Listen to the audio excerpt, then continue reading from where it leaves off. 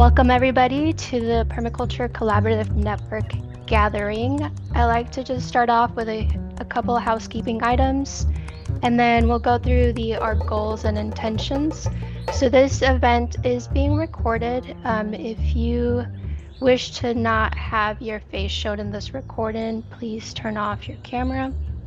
And then for our goals and intention for this event, we want to share resources, network, weave, and strengthen our individual permaculture action.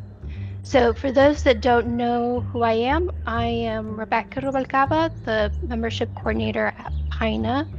I have a background in community health sciences, and I'm passionate about teaching others permaculture practices and sustainable landscape design in my community in the Columbus, Georgia metro area.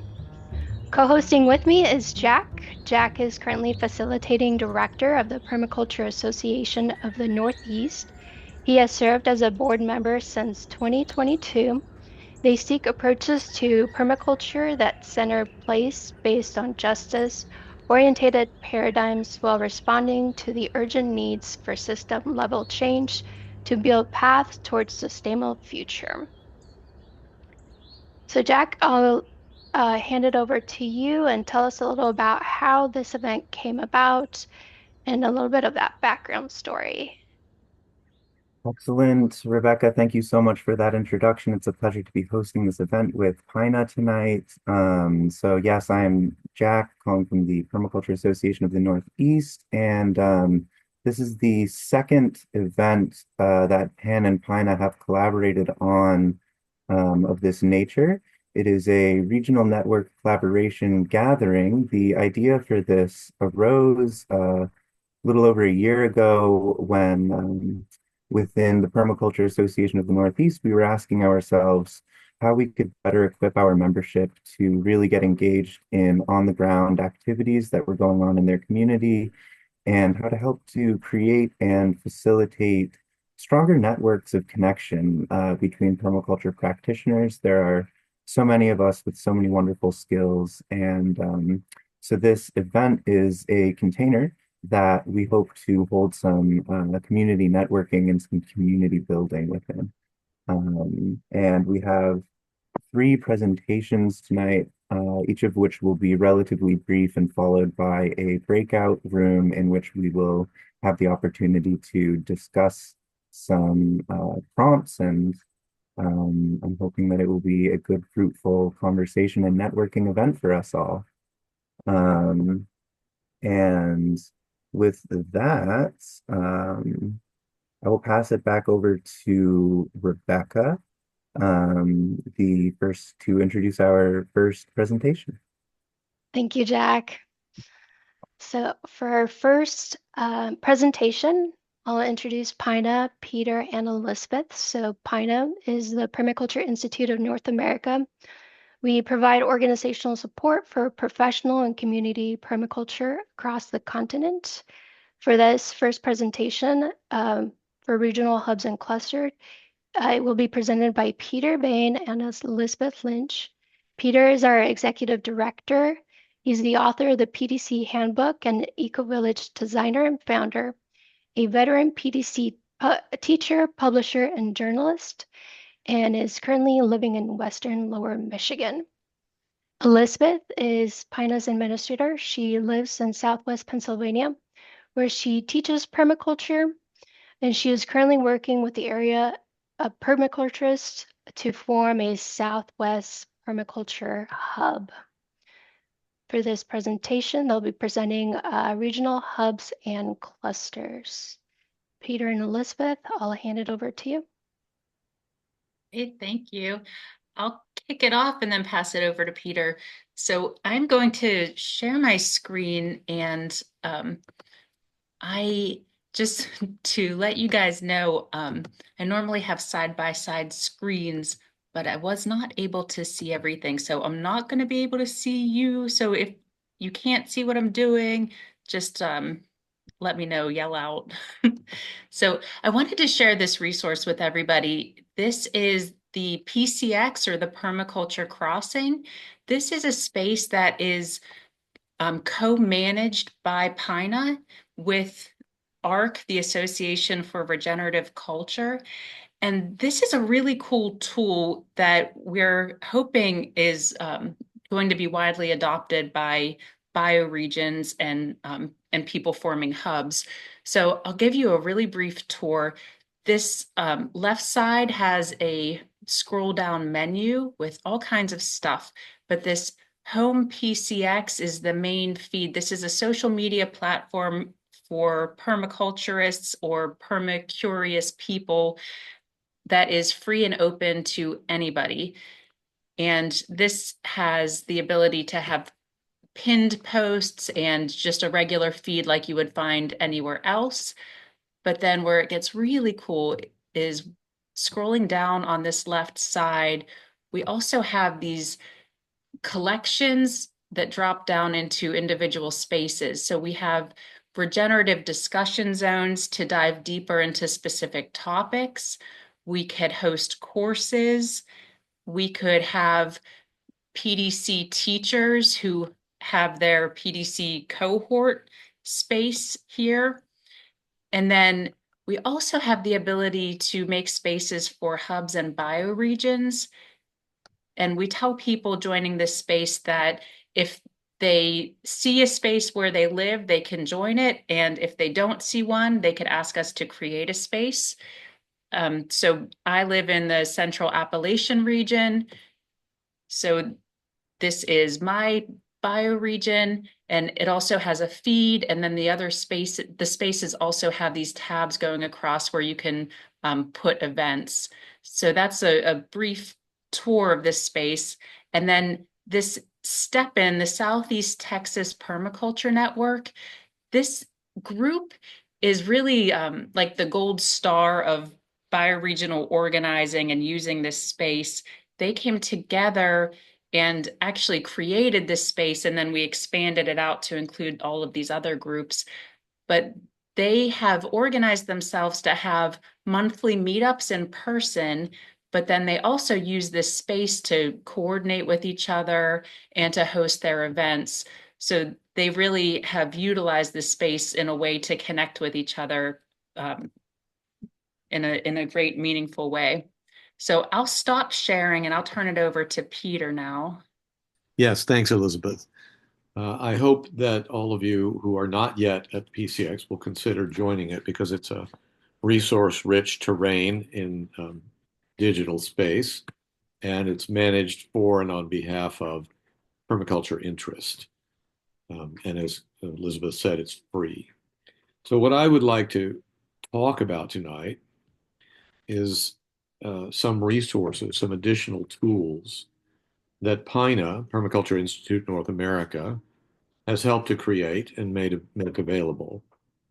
We have a vision for lifting up permaculture, both professionally and at a community level, all the way across the continent and including Hawaii, which is where I trained and where one of our staff members works and lives. But to do that, we're very clear that we need regional level organization because it's an immense territory. It's 8 million square miles. There are 23 national sovereignties and endless numbers of regions.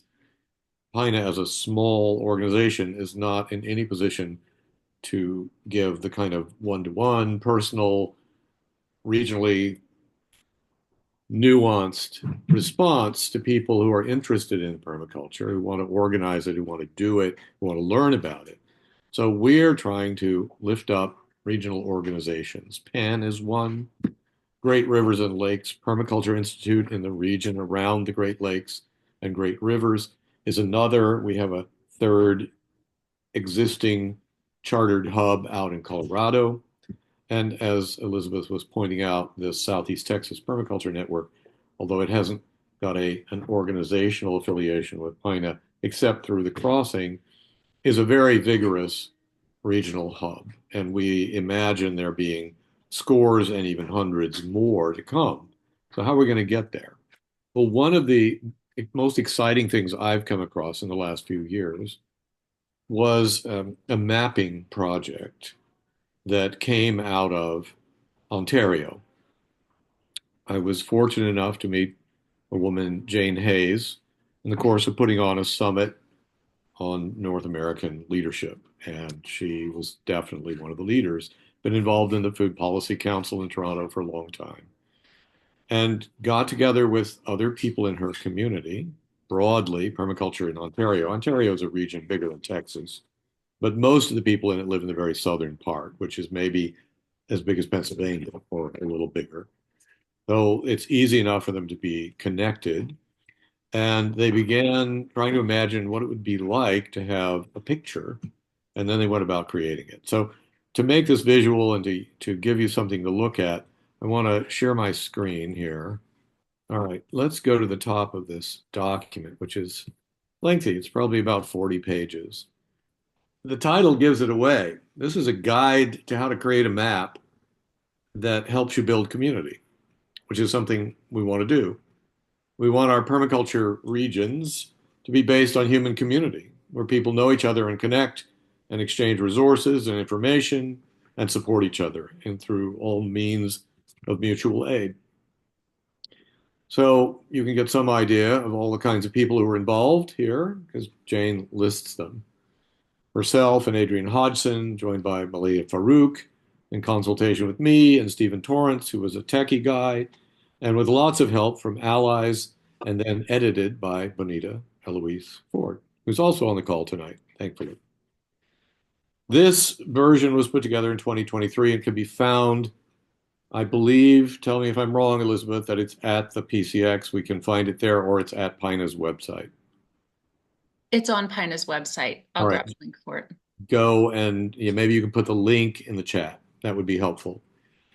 So the key story here is we all have some idea of maps. My father was a surveyor. I grew up with maps. I love maps. I'm a geography nut, but not everybody is.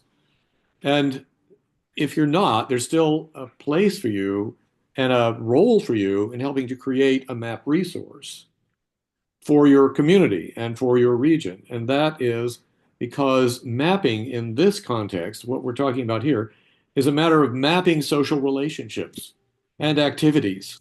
It's not entirely about geography, the coal seams, the rivers, the hills, the forests, the towns. Of course, they're there, and you lay your own community map over all that. But we're interested in who is doing rotational grazing, or who is teaching workshops in cob, or who is collecting resources for a community credit union or something else. Any of these things might be part of our interest in helping permaculture pop up out of the invisible. Permaculture has been invisible. I've been involved in it since 1990 when it was even more invisible. But now there are tens of thousands of us across the continent in North America who've trained in permaculture, and many more people we've influenced, and hundreds of thousands and maybe millions who know the word or have talked about it or heard it. What we want to do is show that it really exists, that it does valuable and important things, and it can be a community organizing framework. So, what's going on here? This is I think this document, which I encourage you to look at in your own time. I won't have time to get into it very heavily, but is a gem. It teaches you how to think about mapping and then to do it. It points you at all the technical resources that are available. This map was made on software from a company called Kumu, Kumu, and it's interactive. You can look at it and click on it. So now I have to do a little more jumping around here. There we go. This is a picture of the Ontario map. Southern Ontario is this part here in the southeast, which is where most of the people live. And this is mostly moose and highways going across Canada and nickel mines and pine forests, right? But there are people up there. And if you click on any one of these, it will pull up the story of the person. You have to follow the arrow down to the line, to this green spot.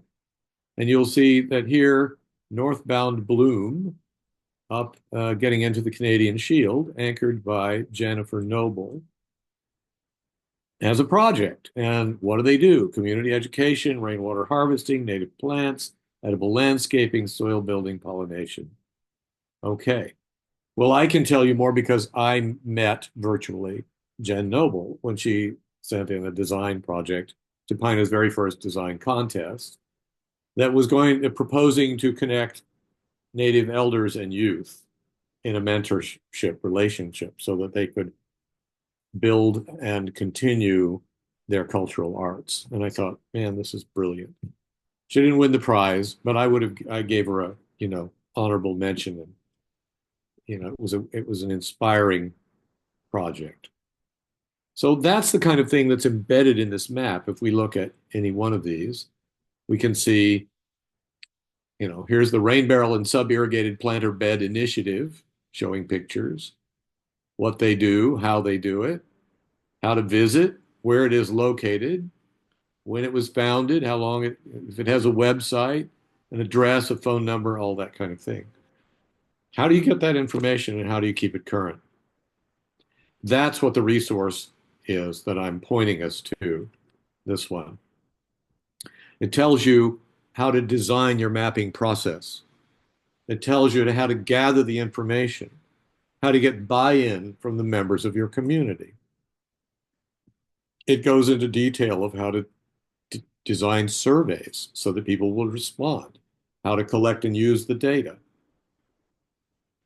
What are you looking for from the map? Well, one of the things Jane has told me is that since they did the map, and there was an aha moment, she called it a Gaia moment, when they finally revealed the map to themselves. And you know what that means. That's the view of the Earth from space. That's the, oh my God, we're here, right? And they realized it. And so they had that aha, but then they went on to find the map built up commercial trade for people who were in some form of permaculture business. People could find them. They could learn about them. They could say, ooh, I want to go see that. Oh, I want to know about those people. And so design commissions came. People doing technical services got more work. People with products found new markets. This is all, they didn't know what the yields would be, but that's one of them. So there are many yields, and I'm going to let you explore the document to discover some more of them. The other thing is, this is a living document. The only way that it's really useful is if it's continuously updated. So you have to stay in touch with the people on it. And you might wonder what happens when it gets really crowded. Like, here we have a picture. When that's 50 sites, what if there were 250? Well, these maps can be segmented into subregions. And you pull up one and you look at it. And since this is an immense territory, that's pretty helpful. So this is nicely illustrated. It's very intelligently written, and it's very self-revealing. It's collectively self-revealing about how did we work? What was good? Okay, well, I'm getting signals from my colleagues here that I should wind this up, and I will. But just give it a look. It's really worth it. It's free to look at and use. PINA's put it into the public domain, and I thank you very much for your attention. Thank you so much, Peter and Elizabeth. I really liked Gaia's moment, that aha moment. All right, so we are going Can I just share one quick other thought? please. In that website that I shared in the link, the PINA Regional Hub's website, there are two documents that you could click on there. One is the mapping resource. The other is a Regional Hub policy and best practices manual.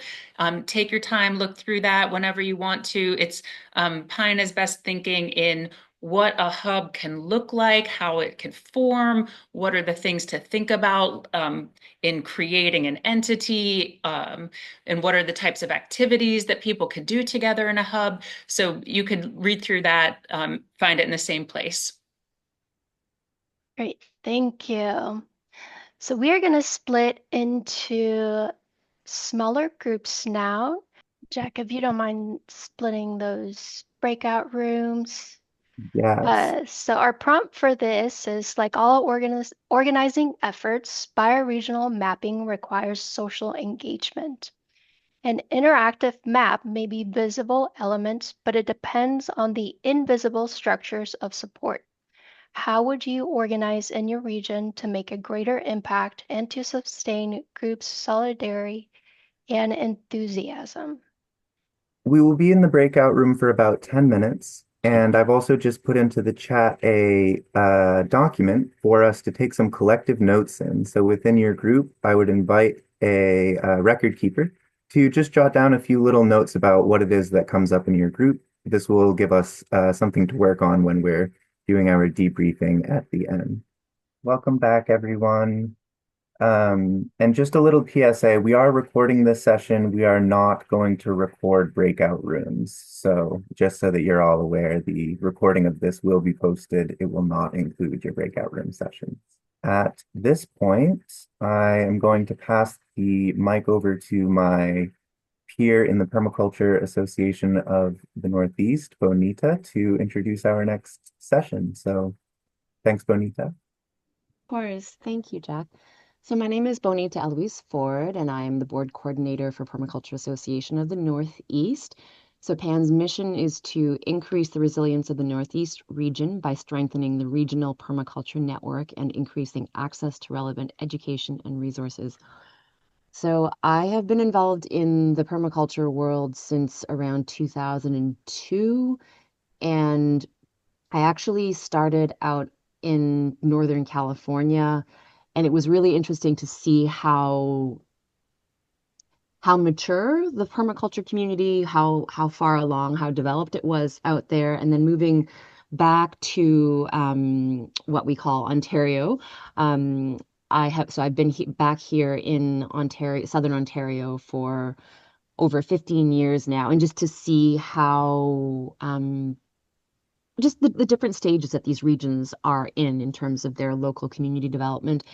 And I think one thing that I'm really appreciating in this period in our work with PAN, so I'm the board coordinator for PAN, I've been with PAN for about 3 years, is just the importance of decentralizing, the importance of being able to empower local groups and local projects, because I have definitely been involved in starting and being the kind of the spark and the fire behind a number of local projects. And I know that that's not sustainable for an entire region. And what we've really learned with PAN, what we've been really trying to work towards in the last couple of years more and more, is finding more ways to work effectively in supporting local groups and local projects. And so I think we're still in our infancy in that process, but that's what we're aspiring towards. And so I'm really delighted for us to be here with PINA this evening yet again, to be sharing in this space, to be having these conversations together. And I'm really excited to pass the baton back to Jack, who was our lovely facilitating director. It's been such a pleasure working with them in this last couple of years. So Jack is going to be talking a little bit more about, I guess, a model or structures for groups and organizing. So I'll pass it to you, Jack.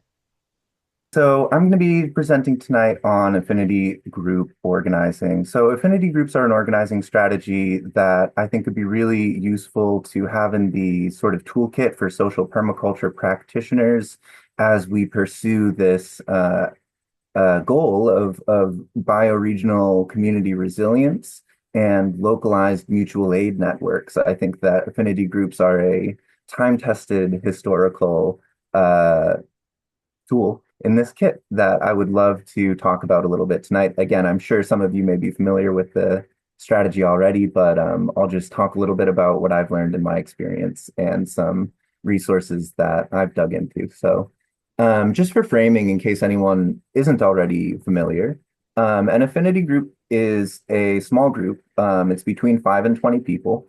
And the group is focused usually around a specific set of goals or objectives. So this can be the basis for larger community actions or larger projects that happen. It's really at the core of an affinity group are relationships built on trust. So they're usually composed of people who are friends, community members, coworkers, or organizing peers. And affinity groups function autonomously through non-hierarchical and decentralized structures, which is a real strength of the affinity group model. The structure, just to give a little bit more definition to how this could be applied and what it could mean, is that each affinity group is composed of 5 to 20 members, and the way that a larger group can use this as an organizing model is to break into spokes council meetings. So the idea behind a spokes council meeting is that it is a meeting at which many affinity groups send one spoke to come into a central hub. It's also referred to sometimes as a spoken hub model of organizing. And so the idea here is that a spokes council meeting can occur, and many different affinity groups have one member who are present to discuss a particular goal or set of actions that they may be engaged in. And a consensus can be reached at a spokes council, which then can be brought back to each affinity group of 5 to 20 people to check for consensus within the affinity group. And what this allows for is to scale up the ability for consensus-based decision-making with large groups of people, and provides opportunities for people to check for consensus at multiple scales. And similarly, a cluster of affinity groups can be a group within a spokes council that's focused on a more specific task within a larger action. It could also be organized around a location or a particular issue or interest. So these ones are just sort of some structural pieces of affinity groups that I thought were important to highlight. They're based on the principle of non-hierarchy. So there's no levels of importance or ranks within an affinity group. Everyone is at the same level. It's a direct democracy, which means that every member of an affinity group is involved in the decisions that are made directly, rather than through a representative process. It can be a little confusing, the difference between a spoke at a spokes council and a representative. But the idea is that rather than representing each of the people within the affinity group, the spoke is a communicator who communicates a consensus with a larger group and then checks back in for consensus with the smaller group. And I'm using this word consensus, which is a decision-making process which requires each member of a group to agree to an action in order for the group to then take that action. To provide some historical context, affinity groups were one of the main organizing strategies that was used actually during the Spanish Civil War. During the late 19th century, there were anarchist and workers' movements who used this to organize resistance to the fascist Franco regime. It was born out of a Spanish cultural tradition called tertulias, which was basically just a bunch of friends getting together at a cafe and talking about ideas or planning actions together. And as time passed, this formalized. In the 20th century, thank you for that, Sue. The Iberian Anarchist Federation was the name of the group that used this organizing structure. And the reason I wanted to add this historical context was because there were as many as 50,000 activists who were included in this organizing structure. So it's really a scalable model that can be used for some larger scale movement building, which is something that we've all been chewing on in the permaculture community, this question of how we can build our movements and scale them. And I also wanted to highlight that it can be used for some larger scale economic organizations. So things like factories, transportation, telephones, wholesale and retail stores were run collectively through worker collectives. And there were 1,200 to 1,800 of these collectives in this historical period. To draw it in a little bit more recently in history, affinity groups were also used in the 1970s. They were a common strategy for organizing actions, and one of the most famous ones is the Clamshell Alliance in Seabrook, New Hampshire, which was a anti-nuclear movement that used the affinity group organizing structure, and the organization is actually still active today. and the website still names a few of the affinity groups that are active in the decision making. And just to provide a last bit of current context before the end of this presentation. So Peter and I were part of a working group that was creating a solidarity statement recently with a group of other permaculture leaders from around the nation. And the solidarity statement was just seeking to address some of the political context currently. And after the working group, we came together and decided that it would be a good time to host another one of these regional network gatherings in the spirit of continuing this regional collaboration in a really trying time. And here at the end, we have some resources that I referenced here and that y'all are welcome to use. I'll make this available to people. I am going to read our prompt for the next breakout rooms real quick. So affinity groups are one tools or patterns of organizing that can be used in the context of social permaculture and community building, who are 5 people in your community who you can invite to participate in an affinity group with. What roles would be important within the context of permaculture action? What projects or activities could your group engage in? Moving right along, so I'm going to introduce GRLPI, which is Greater Rivers and Lakes Permaculture Institute. It is a PINA hub representing the Greater Lakes bioregion, which includes Wisconsin, Illinois, Kentucky, Indiana, Michigan, and Ohio. For this next presentation, I'm happy to introduce Sabrina. For 25 years, Sabrina Shrier has been transforming landscapes and lives through award-winning films. Salisbury Shrier Inc., well known for creating serene, sophisticated spaces, Sabrina is also a recognized thought leader in sustainable landscape design. She is a certified designer, permaculturist, and recipient of the APLDS Leadership in Landscape Sustainability and international honor. Sabrina currently serves as the board of directors for GRLPI. Sabrina will be presenting local convergence as an organizing tool. Sabrina, I'll let you take it away. All right, well, thank you. So when GRLPI became the first hub of PINA, we worked as a board for a year or 2 or 3. I don't exactly know. Peter probably could answer that better than I. But we worked before corporate organization for a couple of years talking, and then got incorporated in 2015, and then had a board retreat in 2016. So that's kind of, you're right. You had yes. the picture correct. And so at one point, we decided it was time to have our launch party and introduce ourselves as an organization to our bioregion, which, as you heard, is 6 states. And the initial event was planned probably a year in advance. And we went about deciding to invite the permaculture leaders from our 6 state regions. We sent out letters introducing ourselves, saying what our goals were and plans and so forth, and just had a big party. It was held in Chicago, and we invited these people that were coming to spread the word, sent out notices to all of the permaculturists that we could come up with. These permaculture leaders, I think that we actually invited them to have tables where they could talk, or have tables where they could display what they were doing, or, small sections of tables.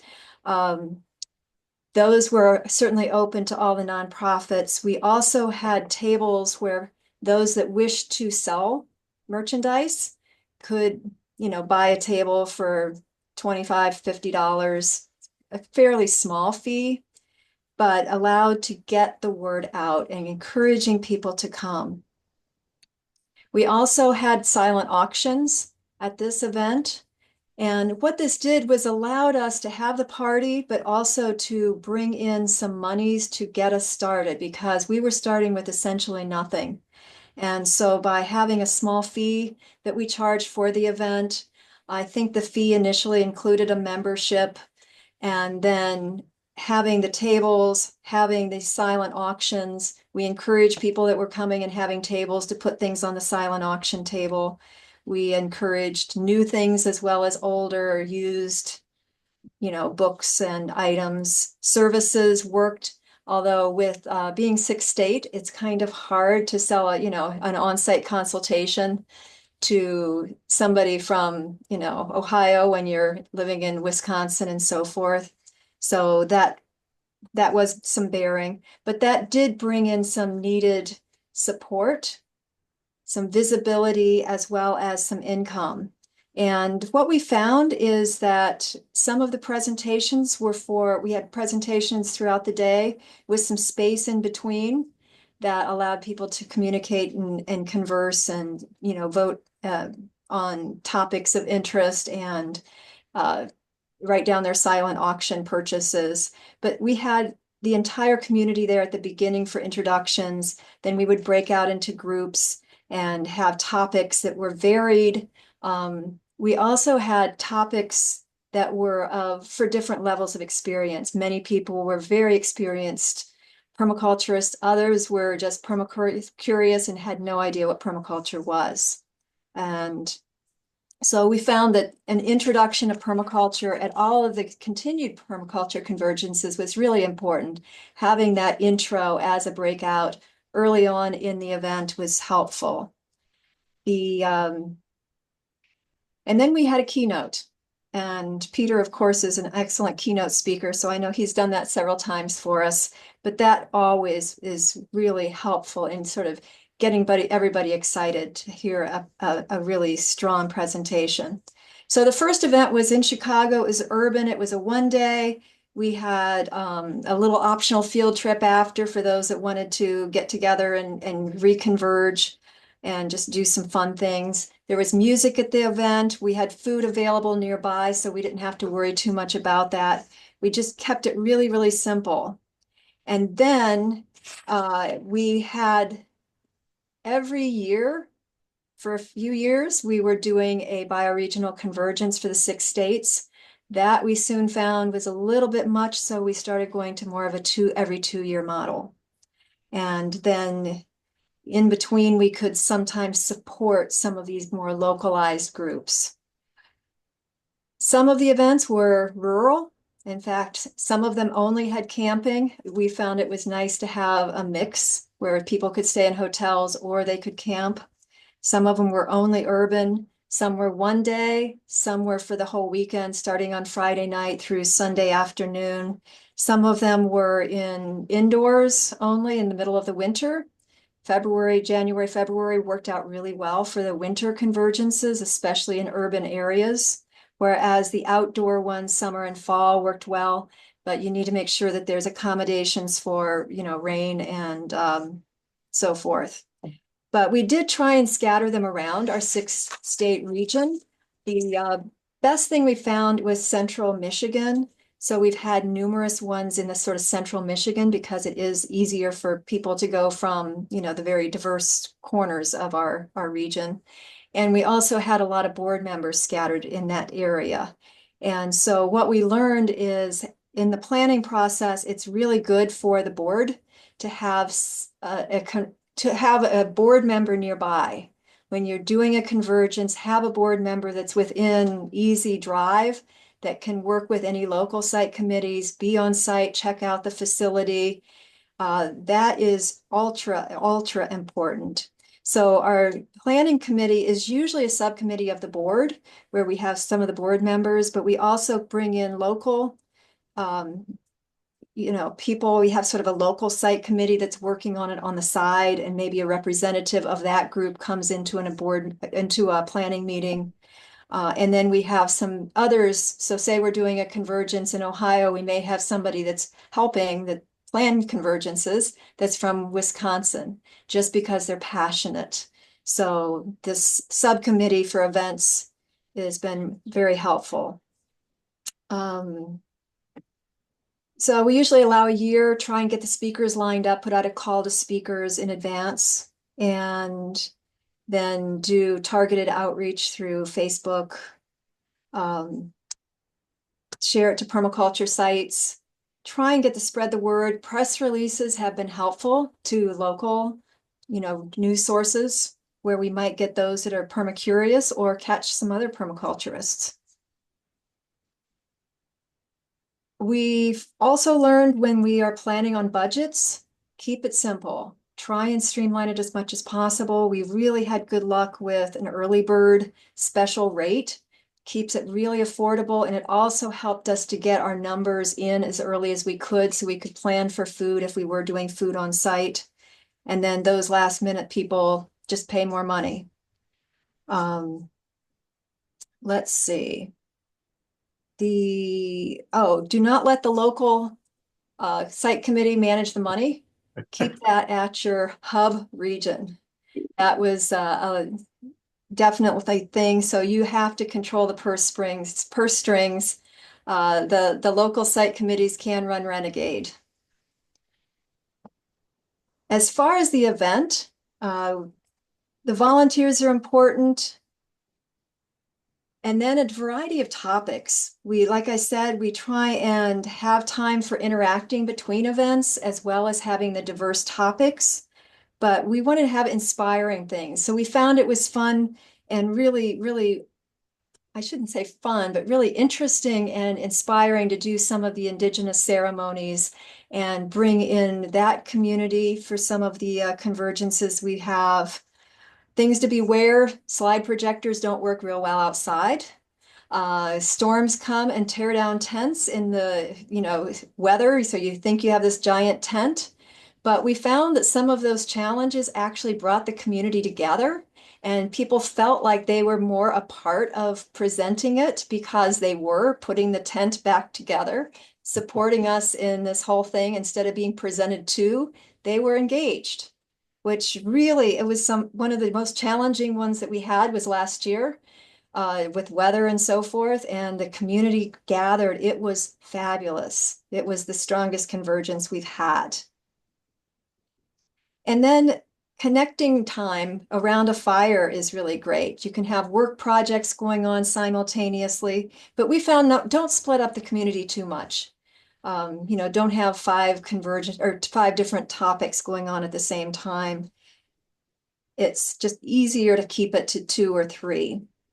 And but helping people to know what the different events are that are going on in their community. So having message boards, having the groups gather as a giant group and then split off into states or little interest groups.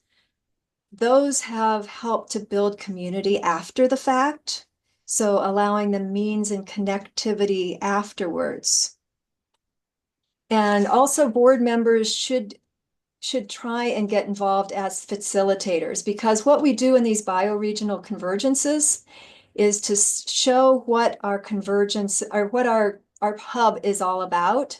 So having a board member is our best representative at the helm facilitating the event. So we found it was much better for one of the board members to be up there introducing the event. Yes, you can give the local site committees a little bit of event time, but you really need to have somebody who is a leader in the organization, representing the organization. And lastly, the outcomes, we found that local groups formed afterwards. We did get some communities that built up out of these. We built up some online communities as well. And then some of the existing groups, like we have a group in permaculture in Akron that when we put on the convergence, it helped bring the group together as a local site committee. And then after we also gained members, we connected with the groups in Cleveland because they came down to the events. And we were able to showcase some of the different things that were going on in our region, as well as bringing in some outside speakers that showed what was going on in Michigan and, Kentucky and so forth. Let's see. And, the last one thing that I wanted to mention, that not only were we bringing the permacurious, so by sending out press releases and encouraging those that were curious to come, that was great to the outreach to those that could start, beginning at the fundamental level and encouraging that backyard type of permaculture. But by encouraging our leaders in permaculture to come as speakers and gathering those that were really functioning and strong, high levels, doing great work, by inviting them to bring speakers, they loved getting together with all of these other people from the 6-state region and sharing ideas. And they said, I don't want to just come and speak to people that want to homestead. I want to get together with people who are really ready to take action at a larger, scale. And the ideas and the capacities of what they have done and the sharing of what they've done was it was just so inspiring. So they were inspiring each other and gathering together and really becoming re-energized. And so I think having that type of thing every 2 years, where we're bringing in these leaders and then they're sharing with the larger group, but then they're gathering together and having their own really deep conversations was probably one of the most exciting things. So we were able to think about how can we do something besides just our own little backyard. And I think that's pretty much sums up how we've done it and what we have found. Anything, Peter, that you want to add? I don't know how much time I've taken. Well, you've done a really good job of summarizing 10 years of work. I am impressed. Thank you, Sabrina. So our next prompt is, what strategies have you used to keep connected with peers in the permaculture community? What have you done to build or maintain relationships within the context of a local or regional convergence? Let's all do a little bit of debriefing here. I already see there's one question in the chat. I remember Julian had a question earlier, so As synchronicity would have it, I was in the breakout with Peter immediately after, so we addressed it. But I'll go on to the next person and then maybe weave back in. Thank you, though. So Wintergreen is asking, is there a way of connecting and networking, especially with local people after this is over? Absolutely. I think one way that you can do that is definitely joining the PCX and having those conversations there. And we can certainly connect you to people within your more local region. if people are interested as well after similar events, I have collected email addresses, and you can feel free to put your email address or contact information in the chat if you would like it to be shared with other people. And I'll just send out an email to the group and I'll say, hey, everybody, thanks for coming to this event. Here are the folks who have consented to share their contact information, and that'll help you all to stay in touch. So I guess I'm kind of curious, when we came in at the beginning, we put our names and where we are in the chat, and we're kind of just getting settled and coming into the space. And I guess I'm curious now to loop back to that and to get a sense of where everybody is. I know that a bunch of the people in the room are from Michigan, and just kind of curious to, now that we have been oriented a little bit. Definitely. Jenny and Tony are from Philadelphia. We have someone from Ohio, Stephanie from South Florida, and Julian from Michigan. Wintergreen Springs is in Michigan, I think, if I read right. And I'm in Massachusetts. I think I saw another person earlier in the call who may or may not still be here with a UMass name. Yes. Joe is in the Mohawk Valley of New York.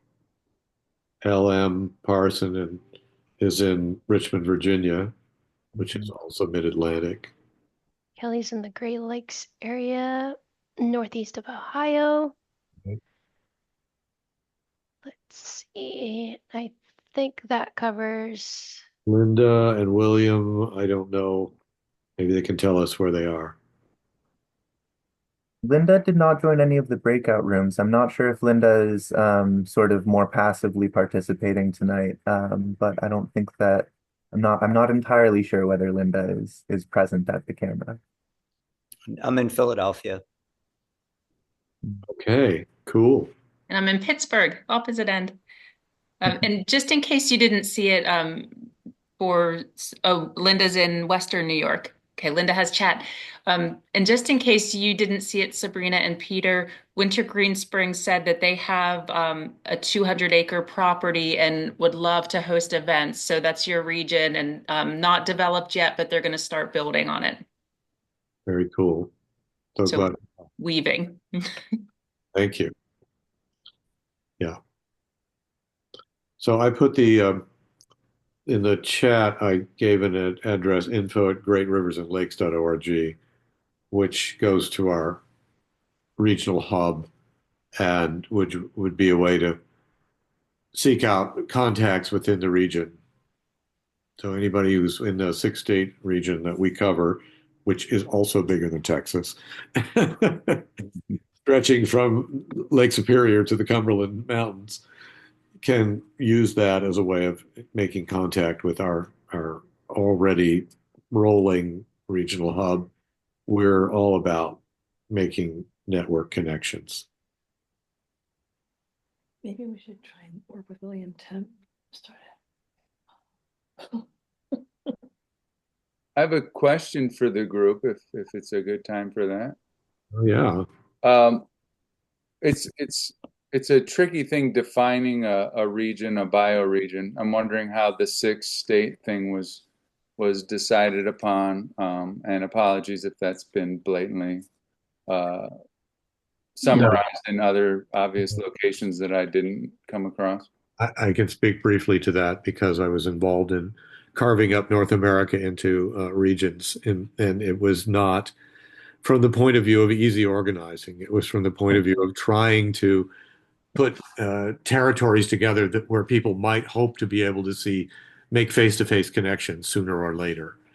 And as it turns out, the 6 states identified in the Great Rivers and Lakes group, we flipped it. Great Lakes is on everyone's tongue, but Great Rivers are also arising out of the glaciation, and like the Ohio and the Mississippi and the Wisconsin, they all flow, and so that's our region. That territory was organized by the waters, by the native peoples who traveled the lakes and the rivers. That's how they communicated, and they moved all the way across the northeast quadrant of North America. But it was later, in the same way, organized by the automobile industry, which mined iron ore in the Mesabi Range of Minnesota, shipped it down the lakes to Detroit and Muskegon, cast engine blocks, made cars, brought parts up from Indiana and Ohio, trained designers at Cincinnati University, and built this network of railroads and highways that still tie us all together. That's how it works, sort of. Yeah, the roads and the water, although very different manifestations. One is decidedly human, and the other one is more natural, but they do resemble each other in dendritic ways. Thank you. That's beautiful. That it resonates with. I just private messaged Kelly. She's in the bioregional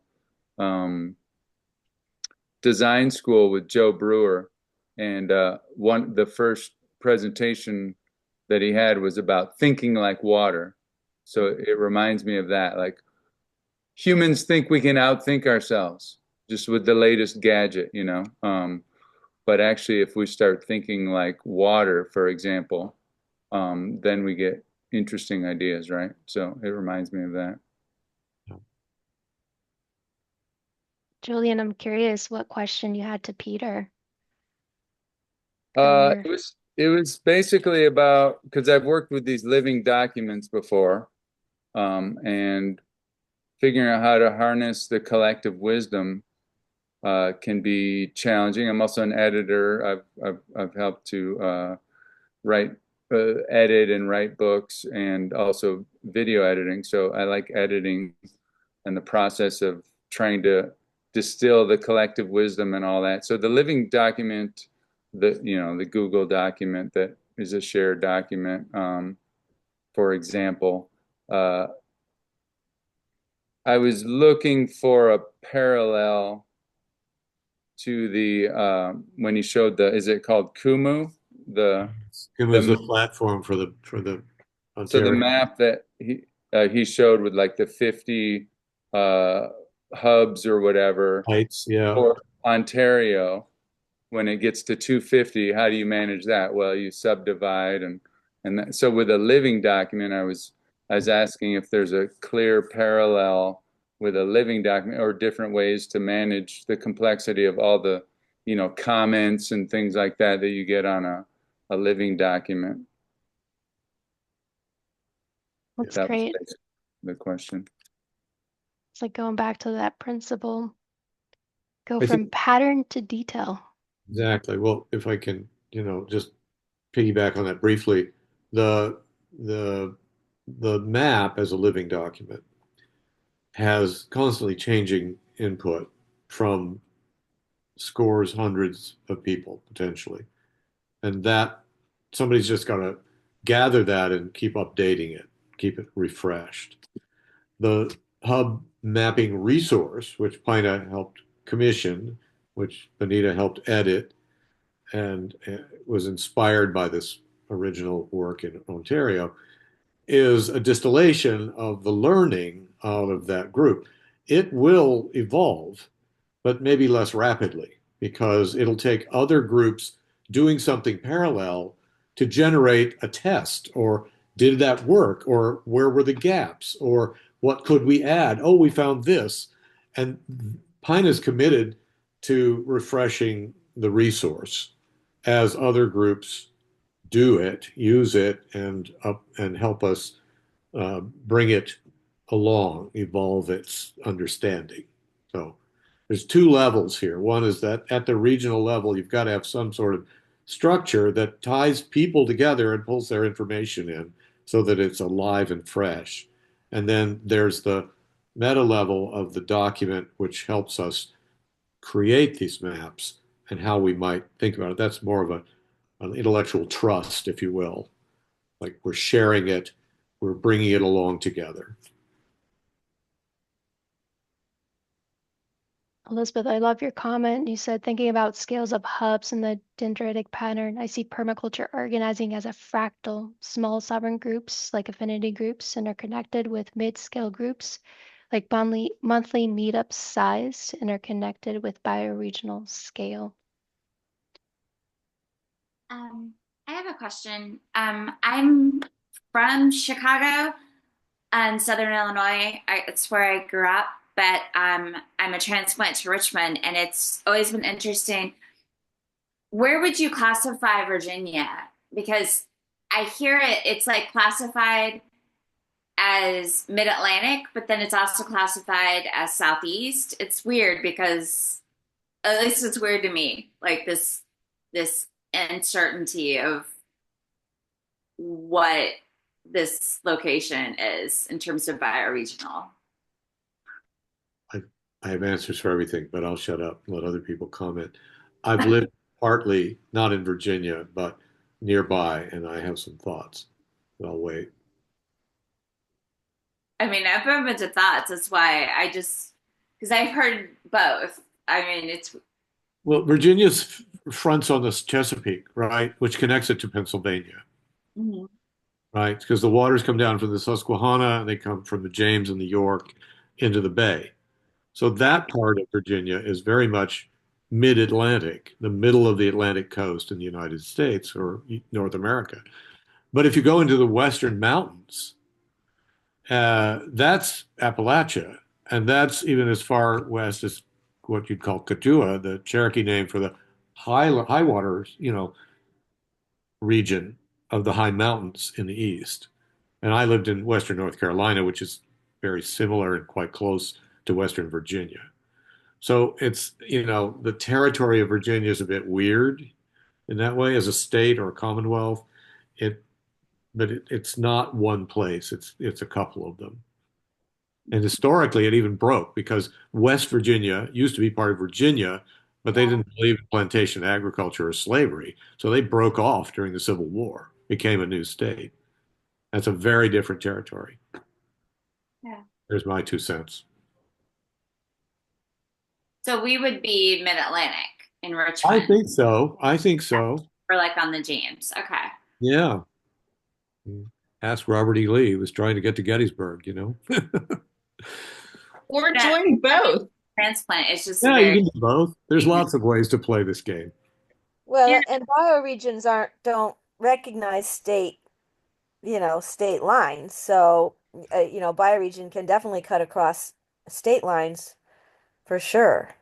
Well, I think it's interesting because they say that 95 is what splits us into like Piedmont versus coastal plain, but Richmond is like half on each side, so we really are both. Of course.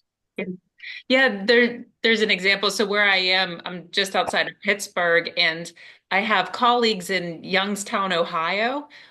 Lots of things happening right there. That's an hour away, very close to me, but they're also part of the Great Rivers and Lakes permaculture piece, so they are in that, transition zone too. So it's easier for them to collaborate with our Central Appalachia group. No. Yeah. Well, and the other thing that I like to say is that those those transitions between two different bioregions, those are like edges, right? So there's a lot of cool, overlapping ecosystem type stuff happening. So that's kind of a cool thing, a cool place to be also.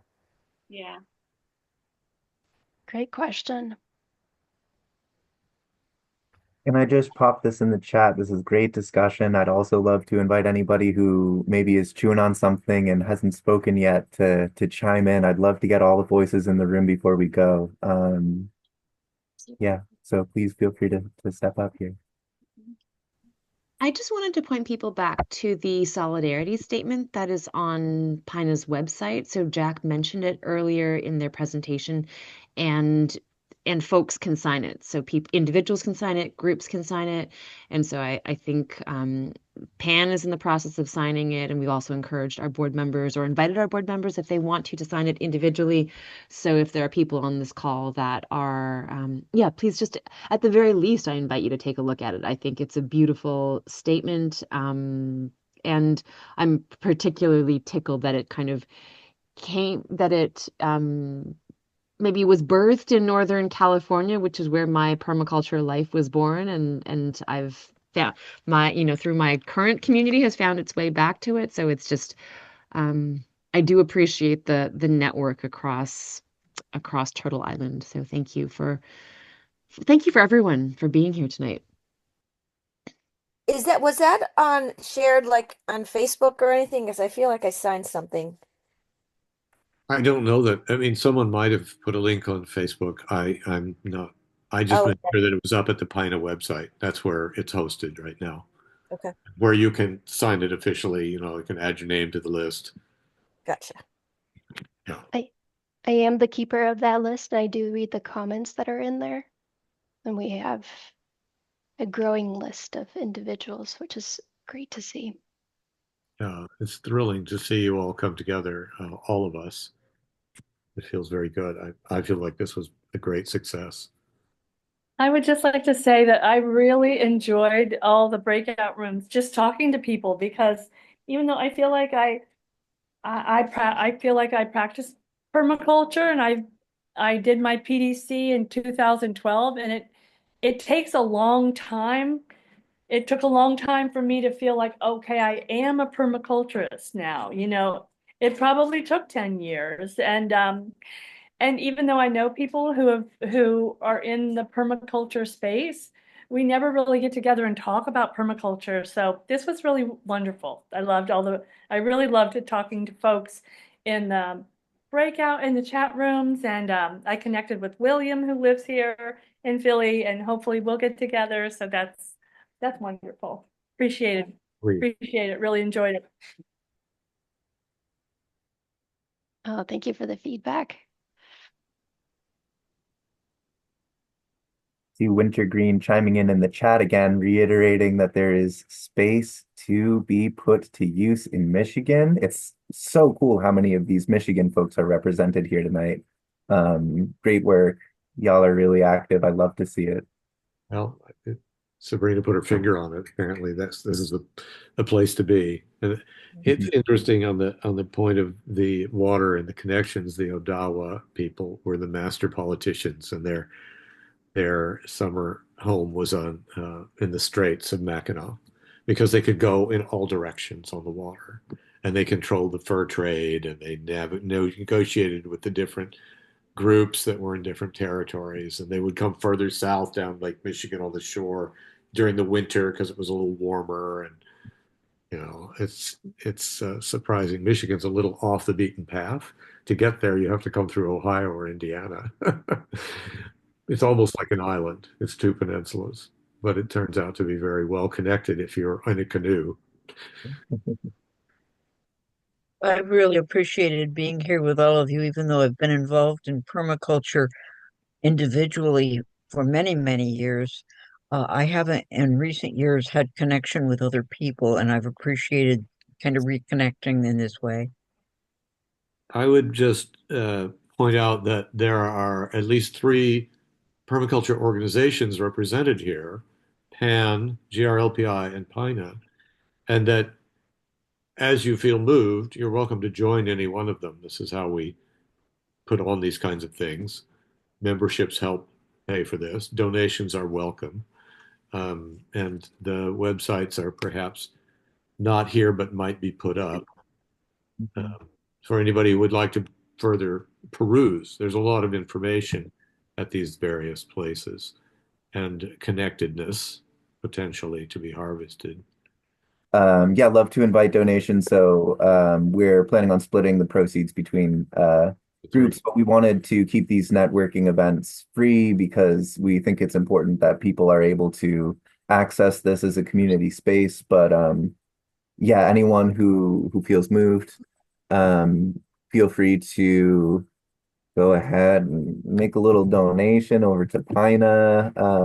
If you want to put in the note, please, that you were part of the collaboration network gathering so that we can track where those donations are coming in from. That would be really helpful for us. And I see the PCX link just got posted again. So yeah, there's so many great resources, in the community for connecting. And it's, I think one of my intentions with starting this event, because this is the second event in the series, and I really hope to continue to host these sort of collaboration events on a somewhat regular basis so that we can just keep the networking happening and keep us all in community and in contact with each other.